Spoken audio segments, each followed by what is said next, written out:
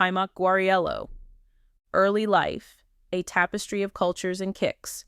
Born on June 27, 1964, in Los Angeles, California, Taimak Guarriello was a child of contrasts, shaped by a vibrant multicultural lineage. His father, Tony Cosmo Guarriello, an Italian American doo-wop crooner, lit up the 1960s with his hit Teenager for President, his smooth tenor echoing in smoky clubs.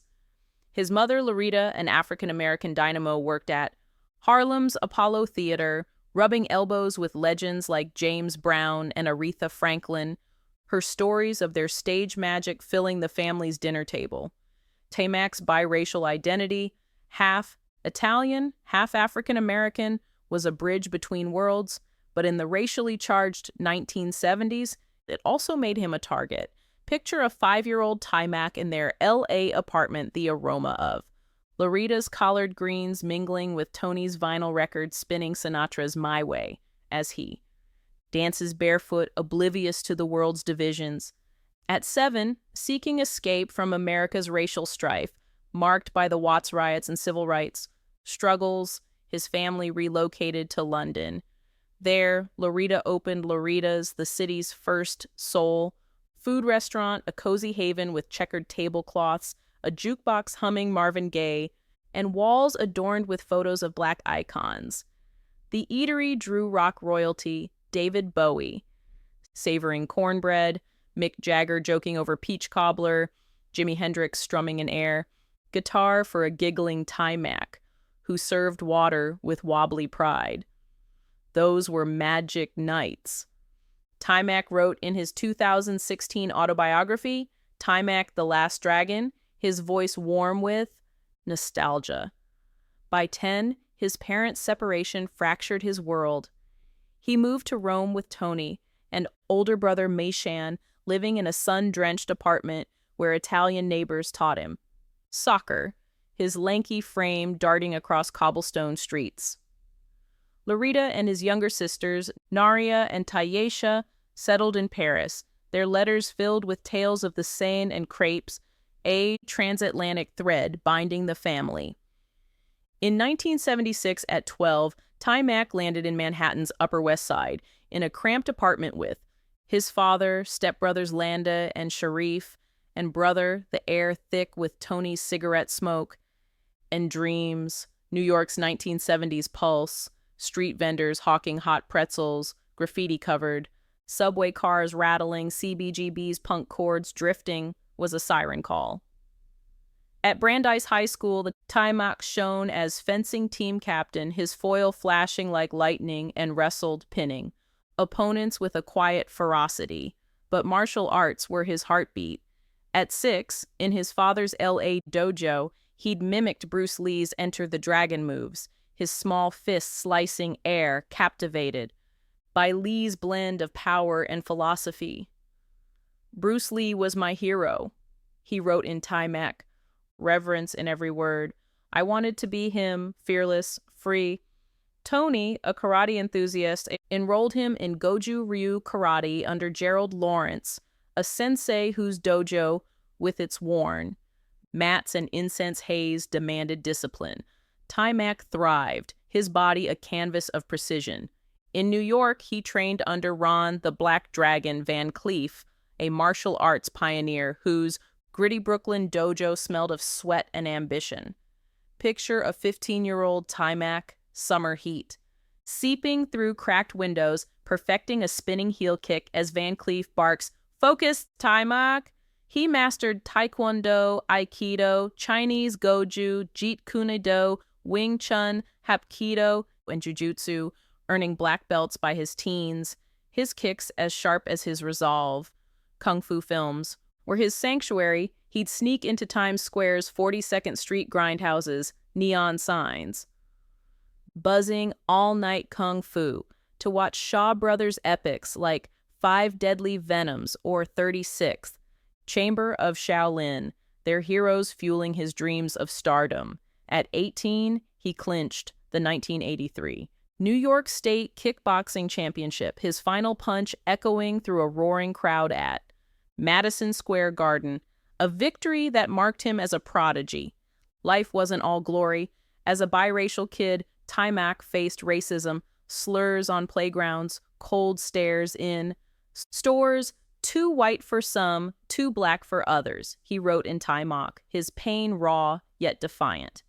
His family's love, Tony's late-night guitar strums, Lorita's Apollo tales of Ella Fitzgerald's, scat was his armor. To support himself, he worked as a bouncer at Studio 54, its disco ball, spinning as he checked IDs for stars like Michael Jackson and Bonds International in Harlem, where he navigated fistfights and funk beats. Lorita's stories of Brown's Cape routine, Franklin's gospel fire, ignited his imagination, while Tony's showbiz grit taught him resilience. Taimak's childhood, a mosaic of global wanderlust, martial arts mastery, and New York's raw energy, forged a young man poised for greatness, though the path would test his soul. The Last Dragon, a cultural revolution in Kung Fu. In 1984, Taimak's destiny shifted when producers for The Last Dragon, a martial arts film, backed by Motown's Berry Gordy, scoured New York for a young black karate master to play. Bruce Leroy Green, a Bruce Lee-inspired teen seeking the glow, picture a sweltering Harlem dojo, its concrete walls vibrating with the shouts of hundreds auditioning, their kicks, slicing humid air. Taimak, 19 and an acting novice, stepped forward, urged by mentor Ron Van Cleef. His first audition was a wreck. Nerves choked his lines, his voice a whisper. "I thought I'd blown it," he recalled in a 2014 Action Elite interview, relief softening his words. But producers, led by Rupert Hitzig, saw a star in his 6 feet 2 inches frame chiseled from years of training and a quiet charisma that lit up the room. Given a month to prepare, Taimak holed up in a friend's Brooklyn basement with his father and pal Richie, a former boxer. Scripts littered a folding table, coffee, cups piled high, their laughter cutting through late-night rehearsals. His second audition before Gordy at Motown's Manhattan office was electric. He delivered lines with raw conviction. His, eyes blazing, landing the role over countless hopefuls. Directed by Michael Schultz, The Last Dragon was a revolutionary blend of martial arts, blaxploitation grit, comedy, and 1980s pop set against Harlem's vibrant backdrop, its Motown. Soundtrack, DeBarge's Rhythm of the Night, Willie Hutch's The Glow, Smokey Robinson's cameos, pulsed with soul, making it a love letter to black culture. Taimak's Leroy, nicknamed Bruce Leroy by his brother Richie, Leo O'Brien, for his Bruce Lee obsession, was a groundbreaking black hero practicing kung fu in Harlem's hood, battling the flamboyant villain, Shonuff, Julius Carey III, and romancing VJ Laura Charles, Vanity. Like Leroy, Taimak was a real-life martial arts prodigy. His black belts in Goju Ryu Karate, Jeet Kune Do, Wing Chun, Hapkido, Jujutsu, and Taekwondo authentic, not Hollywood fakery. The karate wasn't acting. He told Essence in April 2020, his chuckle warm, "That was me." The romance with Vanity and Shonuff's defeat were scripted, but his fight scenes, fluid, explosive, a ballet of fists and flips, were pure Taimak. Choreographed by Van Cleef and Ernie Reyes Sr. with a precision that left audiences awestruck. Filming was a high-wire act. Picture Taimak on 125th Street, Harlem's arteries alive with extras, food carts steaming jerk chicken, and boomboxes blaring Run DMC's Sucker MCs. At 19, with only a high school play under his belt, he grappled with acting's demands, his palms sweaty as cameras rolled. "I was a fighter, not an actor," he told Essence in April 2020, his humility disarming. He leaned on Vanity, a Prince protege whose violet eyes and charisma lit up the set.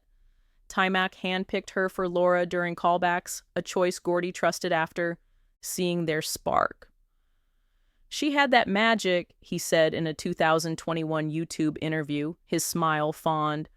Their chemistry was professional, he had a girlfriend, and Vanity had suitors, but their scenes, like the rooftop dance under Harlem's stars, crackled with unspoken longing, a testament to their bond.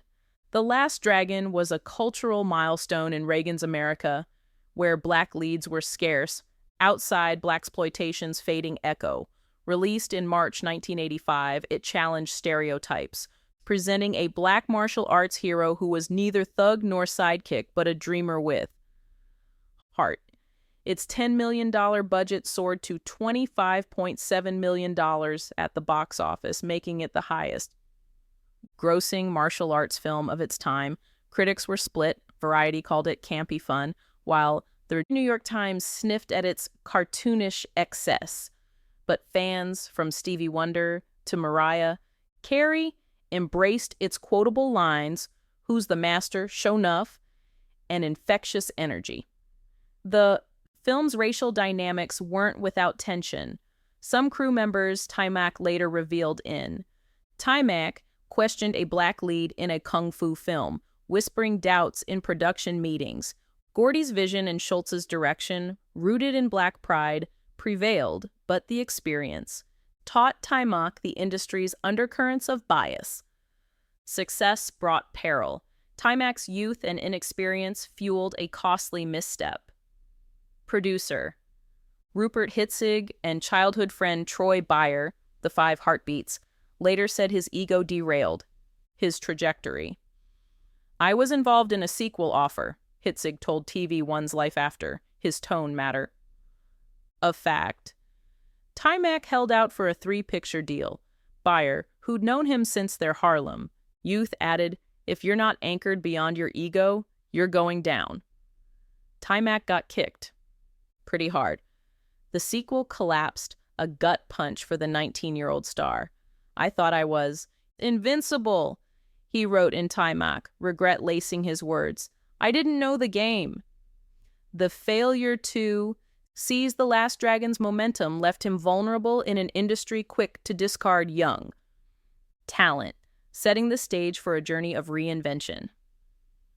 Life and pursuits. After The Last Dragon, reinvention and resilience.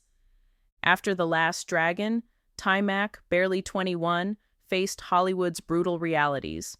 Picture him in a sterile L.A. audition room, the fluorescent lights buzzing, as casting directors demand he be Leroy for roles that reduced him to a caricature. Typecasting was a relentless shadow, and roles for black martial artists were scarce in the 1980s, an era dominated by white action stars like Sylvester Stallone, Arnold Schwarzenegger, and Chuck Norris.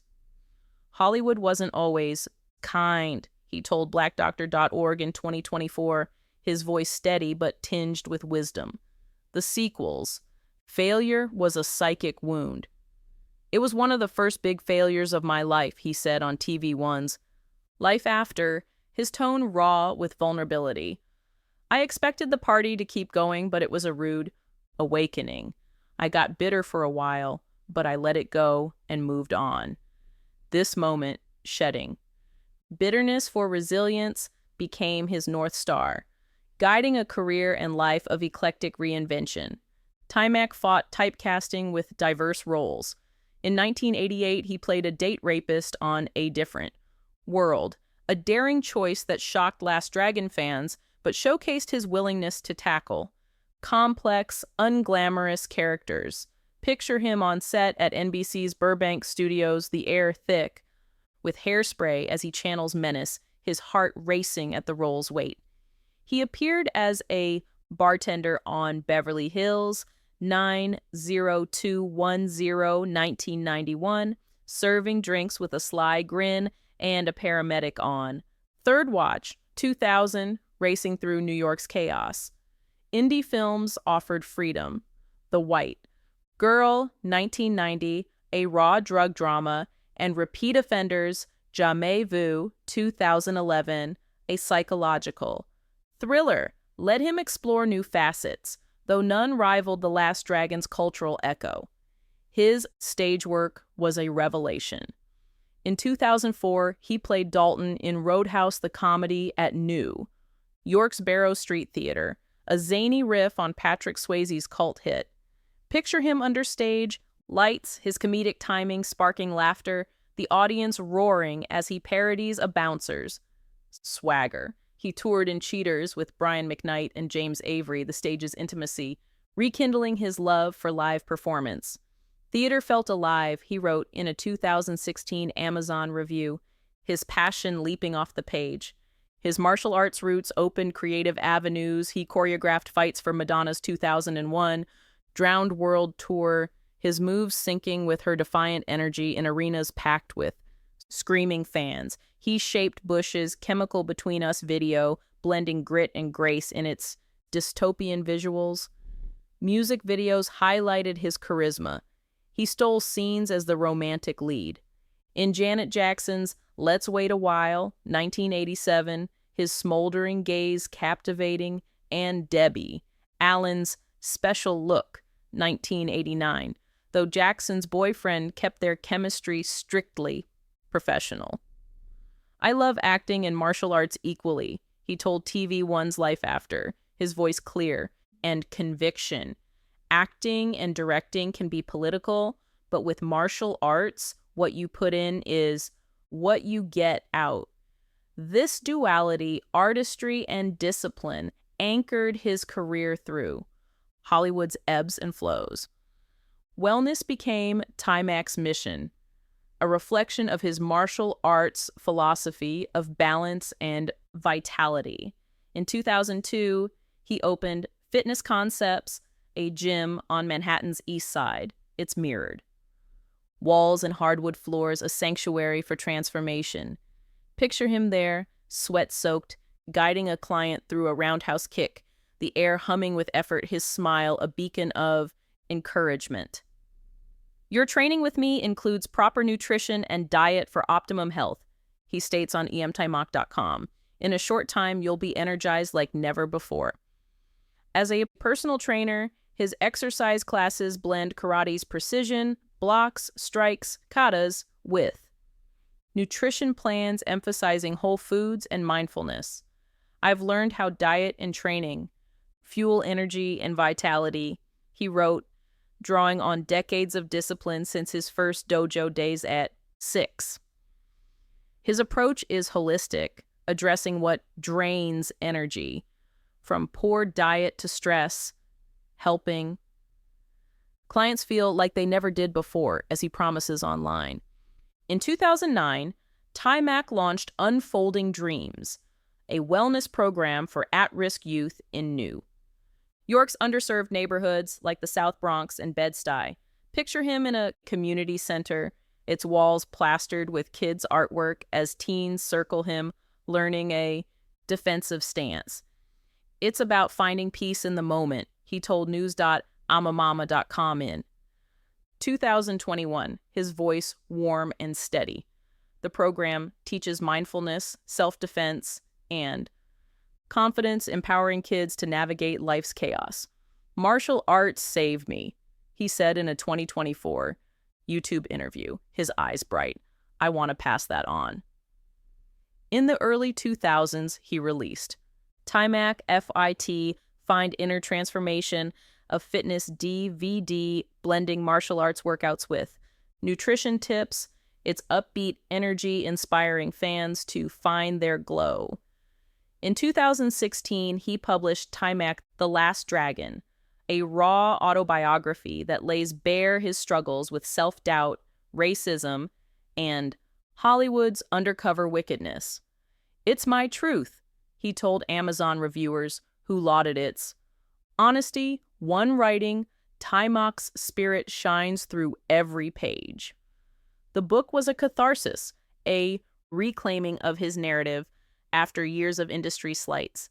Taimak's personal life is a closely guarded sanctuary. Never married, he's been linked to girlfriends but keeps romance private, a choice rooted in his introspective nature. I'm focused on my path, he told PopularBio.com in 2022, dodging love queries with a laid-back grin. His family, siblings Meishan, Naria, Taisha, and stepbrothers Lande and Sharif, is his anchor. Their bond vivid in nostalgic Instagram posts.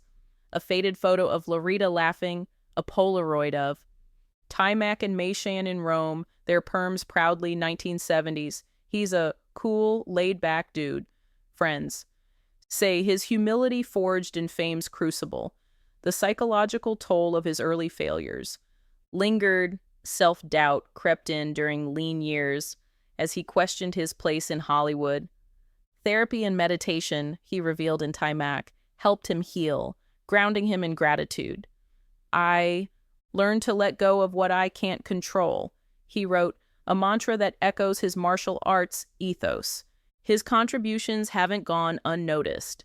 In 2015, he received the Fists of Legends Legacy award at the Urban Action Showcase alongside Kari Hiroyuki Tagawa, the crowd chanting, Bruce Leroy, as he accepted. In 2010, he was inducted into the Martial Arts Hall of Fame, a nod to his influence.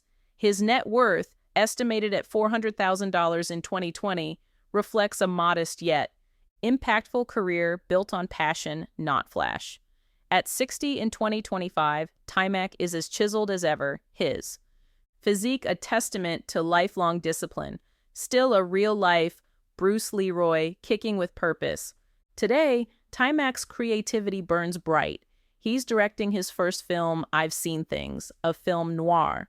Detective story in pre-production, its shadowy aesthetic a bold departure from his action roots. Picture him on a Brooklyn soundstage, script annotated with notes, his calm authority guiding. Actors, a dream decades in the making. Directing is storytelling, he told blackdoctor.org in 2024, his voice alight. It's my next glow. He's also touring for The Last Dragon's 40th anniversary, hosting screenings like Wilmington's Three Chambers Fest in 2024, where fans in Show Enough t-shirts chanted, Who's the Master? With fervor. Rumors of a sequel, Guardians of the Glow swirl, with fans speculating a modern take on Leroy's legacy. Taimak's coy telling. Essence in 2020, it'll be different, but I'm involved. Industry buzz suggests a 2026 release, but details remain under wraps, per a 2025 YouTube Q&A. As a personal trainer, Taimak transforms lives, his classes blending karate's rigor with nutrition's power, helping clients from Wall Street execs to Harlem moms feel energized like never before, as IamTaimak.com promises. Picture him in fitness concepts, sunlight streaming. Through windows as he corrects a client's stance, his voice patient. Breathe through the move. His Unfolding Dreams program grows, with plans to expand to Chicago in 2026 per a 2025. News.amomama.com report aiming to reach more youth. This is the happiest I've ever been, he told YouTube in April 2025, his grin radiant, a testament to lessons learned from ego, failure, and resilience.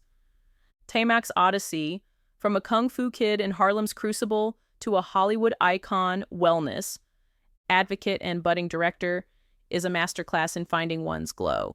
His humility, discipline, and dual love for acting and martial arts inspire fans, proving the best chapters are still unwritten. What's next for Taimak? A sequel to rival The Last Dragon? A directorial triumph? More dojo wisdom for a new generation? Share your thoughts in the comments, give this a thumbs up, and check out the videos on your screen for more behind-the-scenes stories.